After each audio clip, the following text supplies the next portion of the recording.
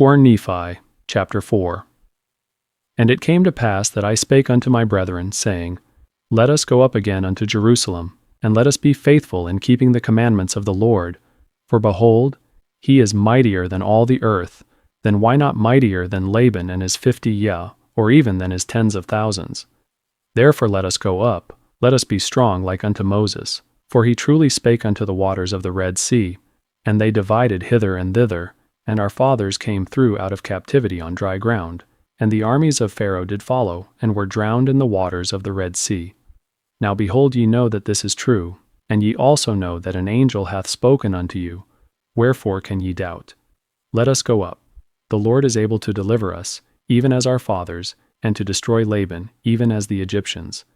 Now when I had spoken these words, they were yet wroth, and still did continue to murmur. Nevertheless they did follow me up until we came without the walls of Jerusalem. And it was by night, and I caused that they should hide themselves without the walls. And after that they had hid themselves, I, Nephi, crept into the city, and went forth towards the house of Laban. And I was led by the Spirit, not knowing beforehand the things which I should do. Nevertheless I went forth, and as I came near the house of Laban, I beheld a man, and he had fallen to the earth before me, for he was drunken with wine. And when I came to him, I found that it was Laban. And I beheld his sword, and I drew it forth from the sheath thereof, and the hilt thereof was of pure gold, and the workmanship thereof was exceeding fine. And I saw that the blade thereof was of the most precious steel.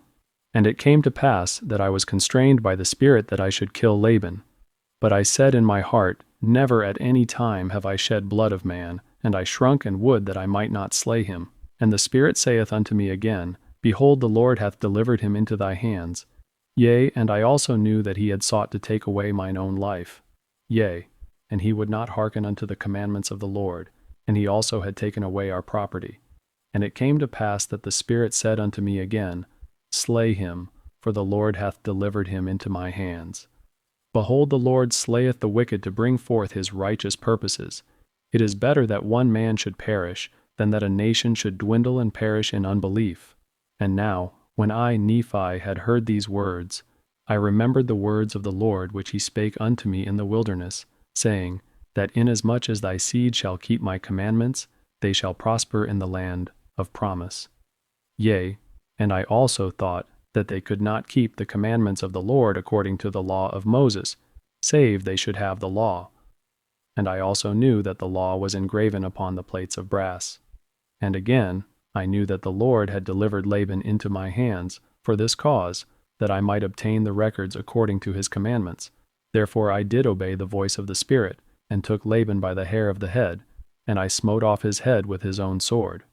And after that I had smitten off his head with his own sword, I took the garments of Laban, and put them upon mine own body, yea, even every whit, and I did gird on his armor about my loins. And after that I had done this, I went forth unto the treasury of Laban. And as I went forth towards the treasury of Laban, behold, I saw the servant of Laban which had the keys of the treasury. And I commanded him in the voice of Laban, that he should go with me into the treasury. And he supposed me to be his master, Laban, for he beheld the garments, and also the sword girded about my loins. And he spake unto me concerning the elders of the Jews, he knowing that his master Laban had been out by night among them. And I spake unto him as if it had been Laban. And I also spake unto him that I should carry the engravings which were upon the plates of brass, to my elder brethren, which were without the walls. And I also bade him that he should follow me.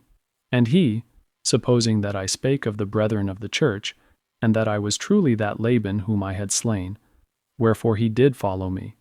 And he spake unto me many times concerning the elders of the Jews, as I went forth unto my brethren, which were without walls.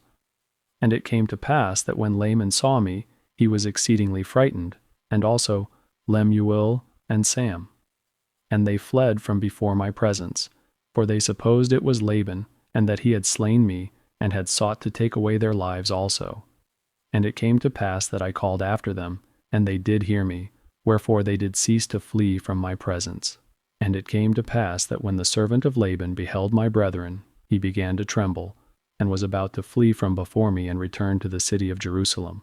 And now I, Nephi, being a man large in stature, And also having received much strength of the Lord, therefore I did seize upon the servant of Laban, and held him, that he should not flee. And it came to pass that I spake with him, that if he would hearken unto my words, as the Lord liveth and as I live, even so that if he would hearken unto our words, we would spare his life. And I spake unto him, even with an oath, that he need not fear, that he should be a free man like unto us, if he would go down in the wilderness with us.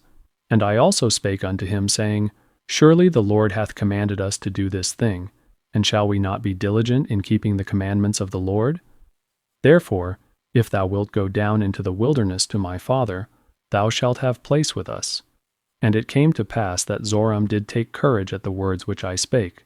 Now Zoram was the name of the servant, and he promised that he would go down into the wilderness unto our father.